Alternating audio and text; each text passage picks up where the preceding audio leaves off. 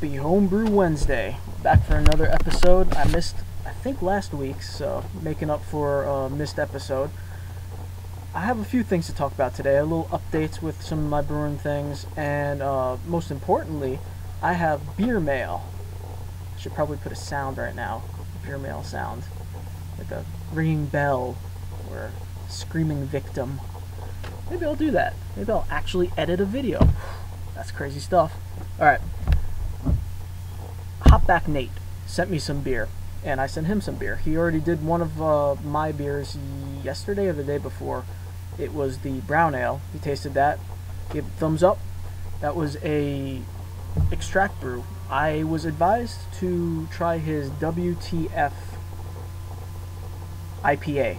He said that I should probably start off with the WTF IPA to make sure that I don't let it sit around too long, since it has volatile hop oils in there that we wouldn't want to lose any of.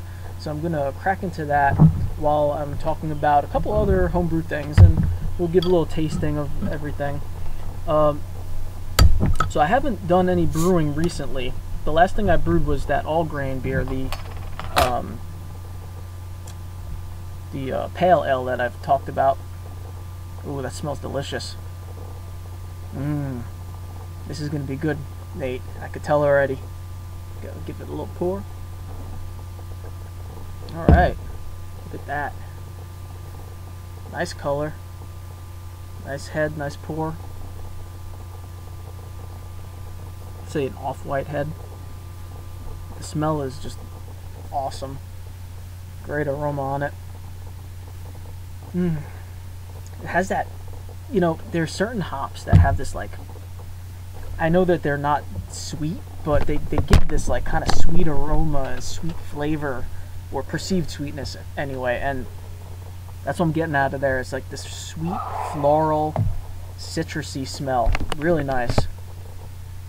Nate, I was watching one of his tasting videos with Main Brew Guy, and they were drinking a Ithaca Flower Power, and I believe, if I'm not mistaken, Nate, you said that your WTF was modeled off of the Flower Power. So I've never had Flower Power, but you guys seem to love it, so even if, I imagine if this is even slightly like that, it's probably a great thing. A great beer. Yeah. Definitely citrusy and floral. I mean, I don't usually get into too much more detail than that. Maybe there's a grapefruit kind of smell in there.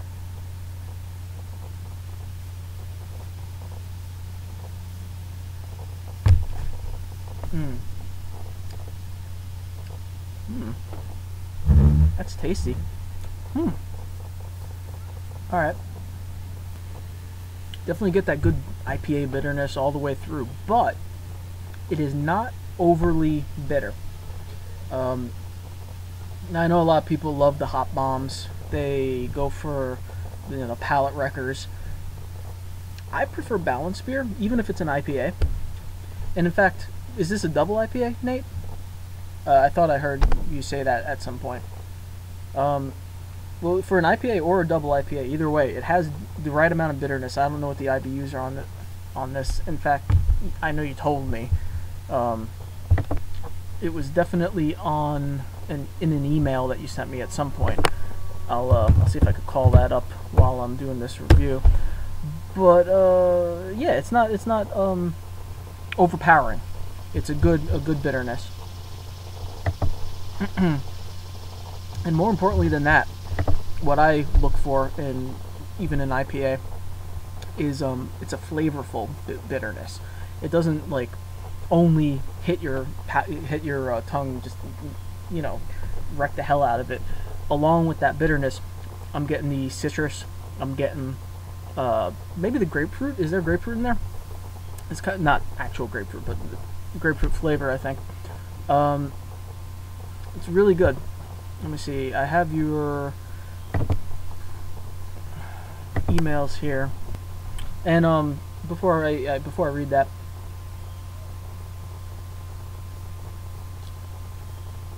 I think along with the bitterness, like right underneath, it's almost imperceivable, but like right along with that, the bitterness, I feel like I can taste a little alcohol in there. in a good way. I'm thinking this is probably a higher alcohol content than I brew a lot of like 5%ers. I mean, this is higher than that, I would say. You could get a little bit in a good way. I like that nice alcohol thread in there.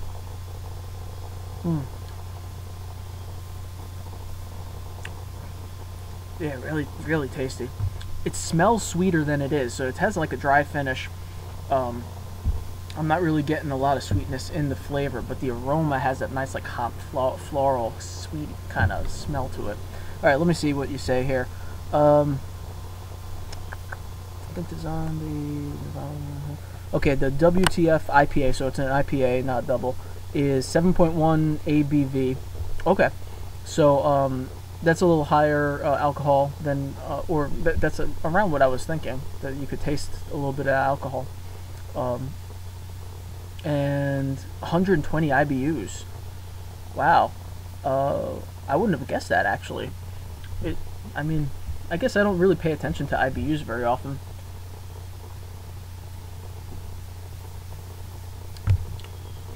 $120 IBUs, yeah, I mean, I could believe it. But still, you managed to make it a balanced beer, which is a great accomplishment, I say.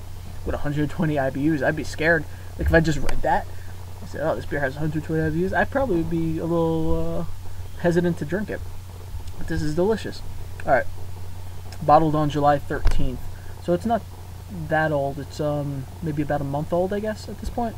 Today's the 14th, maybe. Alright, right on. Good stuff, man. Very tasty. I could drink a few of these.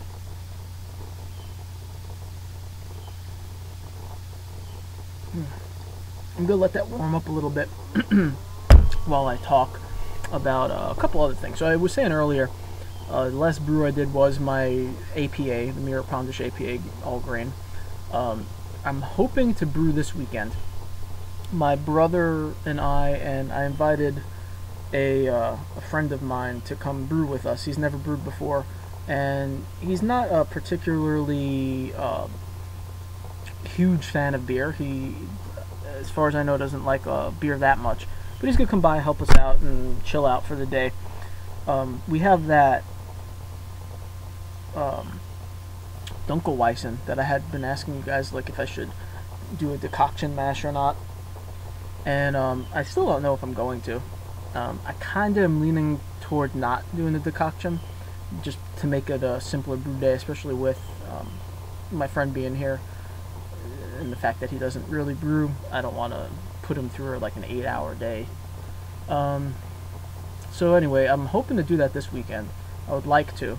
I'm going to manipulate the recipe a little bit just to make it my own, that way I could name it. And I'm going to start doing that horror-themed beer series. So I'll figure out a cool name for the Dunkelweizen. Make it kind of horror-themed. Otherwise, the hops. I found the burr. One burr. Yeah. Got a single burr out of my 3 first-year Cascades. I wasn't expecting anything really. You know, I was hoping that I would get something, and it looks like I spotted only 1 or 2 burrs. So, you know, maybe a first wort hop just to throw it in for the hell of it. It's just starting to grow. It was cool to see that something's coming out of it, but otherwise probably not going to get much more than that. And you know, next year we'll get some hops, but for a first year it's not too bad. Let's see, this should have warmed a little bit.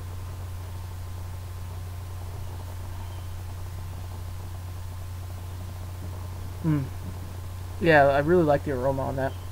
I'm wondering, did you dry hop this?